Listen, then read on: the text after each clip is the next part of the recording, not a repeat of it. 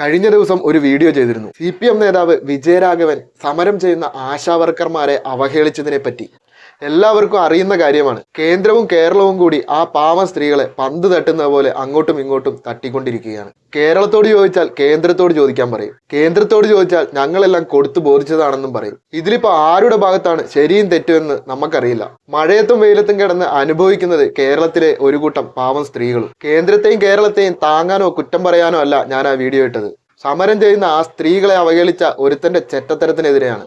അവനെയും താങ്ങാൻ ഒരു കൂട്ടം അടിമകൾ കമന്റ് ബോക്സിൽ വന്നിരുന്നു. അതിൽ അത്ഭുതമൊന്നുമില്ല. ചായക്കടക്കാരനെന്നോ RSS എന്നോ ശാഖയെന്നോ ചാണകമെന്നൊക്കെയോ പറഞ്ഞ് കുറെ എണ്ണം അതിൽ കിടന്ന് കരയുന്നുണ്ടായിരുന്നു. അവരോട് ഒരു ചോദ്യം ചോദിക്കട്ടെ, ഈ സ്ത്രീകൾ എവിടുത്തുകാരാണ്? കേരളീയർ. ഇവർക്ക് കേന്ദ്രം എന്തെങ്കിലും കൊടുക്കാനുണ്ടെങ്കിൽ അത് വാങ്ങിച്ചു കൊടുക്കേണ്ടത് ആരുടെ ഉത്തരവാദിത്തമാണ്? ഇവർ വോട്ട് ചെയ്ത് വിജയിപ്പിച്ചിരിക്കുന്ന ഇവിടുത്തെ സർക്കാരിന്റെ. അതെന്താ, ഇവിടെയുള്ളവരെല്ലാം മൊണ്ണകളായതുകൊണ്ടാണോ നേരെ കേന്ദ്രത്തിൽ ചെന്ന് സമരം ചെയ്യാൻ പറയുന്നത്? അതിനുള്ള പാങ്ങില്ലെങ്കിൽ ഭരണം നിർത്തി ഇറങ്ങി പോണം. അണ്ടിപ്പരിപ്പ് പാലിൽ കുതിർത്ത് തിന്നാൻ മാത്രമാണോ ഇവന്മാരെ വെച്ചിരിക്കുന്നത്?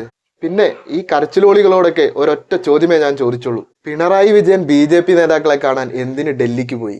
അതിന് ഇവന്മാർക്ക് ഉത്തരവില്ല. അതിന്റെ ക്യാപ്സ്യൂള് ചിലപ്പോൾ AKG സെന്ററിൽ നിന്ന് അടിച്ചിറക്കി കാണില്ല, അതായിരിക്കും. പിന്നെയും ചോദിച്ചു. അപ്പോഴും എന്തൊക്കെയോ പറഞ്ഞിങ്ങനെ കിടന്ന് ഉരുളുകയാണ്. നിങ്ങൾ ഈ നേരത്തെ പറഞ്ഞ ചായക്കടക്കാരനില്ലേ, അയാളും ഈ പിണറായി വിജയനും തമ്മിലുള്ള അന്തർധാരയാണ് പിണറായി വിജയനെയും വീണ വിജയനെയും ഈ സർക്കാരിനെയും ഒക്കെ നിലനിർത്തി കൊണ്ടുപോകുന്നത്.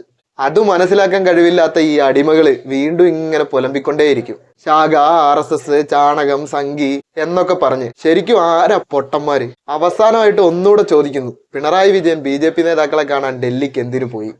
അതിനുള്ള ഉത്തരം